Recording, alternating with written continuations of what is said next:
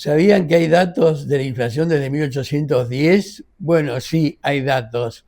Y acá, yo que soy presidente de la Fundación Norte y Sur, voy a presentar a Marta Barros, que trabajó con nosotros en economía cuando estuve en el ministerio, pero antes había trabajado conmigo en Mungiborn, también trabajó en el Banco Central y es la ídola de 2 siglos de la economía argentina, porque ella participó en la elaboración de este libro. Ahora van a poder hablar con ella y ella va a explicar cómo hizo la metodología para hacer todo eso.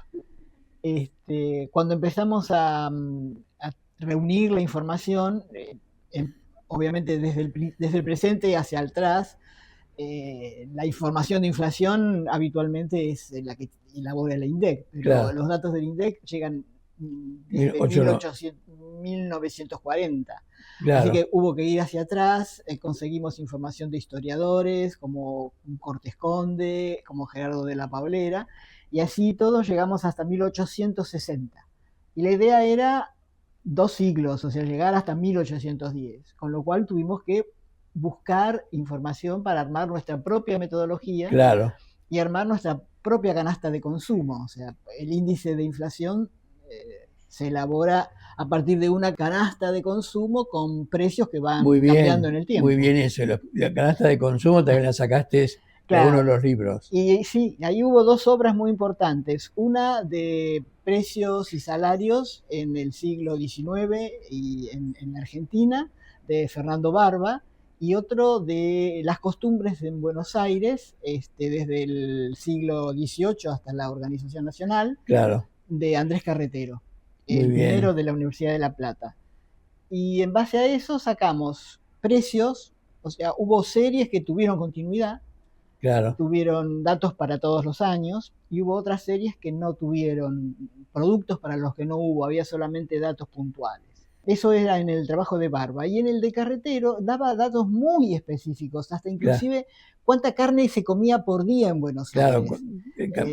Un habitante de Buenos Aires comía 700 gramos de carne por día. Comía mucha, mucha carne, mucha carne. Como ahora no tanto. No tanto, pero era mucha carne vacuna.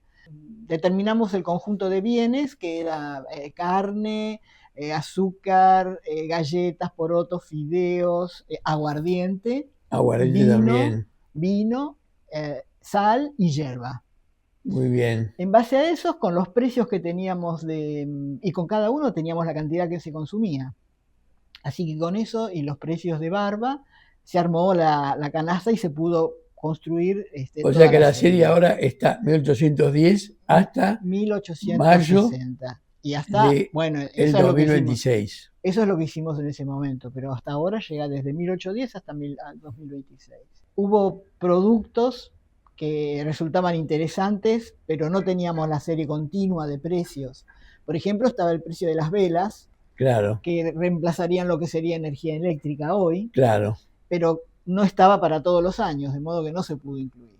Y de la indumentaria también, que sería textiles, indumentaria de hoy, vestimenta, era en esa época, también había datos, pero eran puntuales. ¿Lo chequearon contra los salarios para ver si coincidía con la evolución de salarios también? Sí, exactamente. El libro de Barba tenía información sobre lo que ganaban escribientes, lavanderas, oficiales, auxiliares y varias profesiones que eran habituales en la época de la colonia. Perfecto. Y chequeamos el monto que daba la canasta de consumo con lo que ellos ganaban y no había ningún tipo de inconsistencia.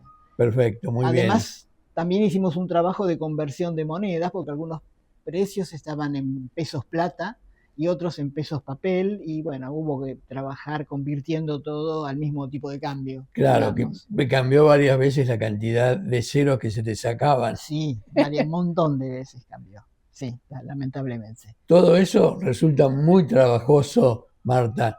¿Cuánto tiempo te llevó a hacer todo eso, de juntarte todos esos papeles y ponerlo todo en orden para que podamos nosotros usar ese costo de vida desde 1810? La verdad fue reunir bastante información. El mayor trabajo fue encontrar claro, las fuentes, encontrar los libros que fueron la fuente de las informaciones de precios y cantidades. Debemos haber estado 5 o 6 meses trabajando en buscar la información y después Qué bueno, elaborando el índice. Sí, fue muy bien, interesante. bastante largo. Fue bastante largo. Y fue interesante también ver los resultados, porque no solamente sirve tener los datos y ya. Hay datos que uno puede contrastar con los eventos históricos, Claro. y llamó la atención que el pico máximo de ese tramo, 1810-1860, estuvo en el año 1838 con un 85% de inflación. Claro, Y pero fue tres, por el bloqueo eso, ¿no? claro, eso fue por el bloqueo que empezó en febrero del 38. Y después, en el año 41, 1841, hay una deflación del 40%. Claro. Y justamente en octubre de 40 se termina el bloqueo.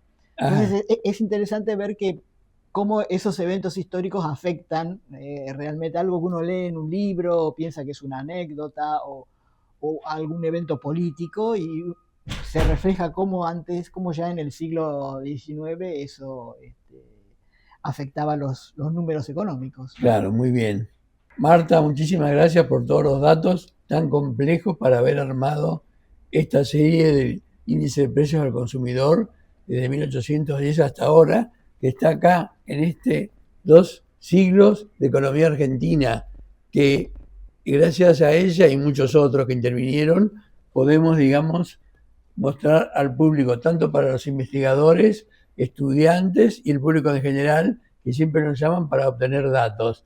Así que muchísimas gracias, Marta. Ha sido un trabajo excelente. Bueno, gracias Orlando. La verdad fue un placer hacer esto. A mí me gusta la historia y me gustan los números. Y trabajar en esto fue realmente muy, muy gratificante, y además trabajó un número importante de gente.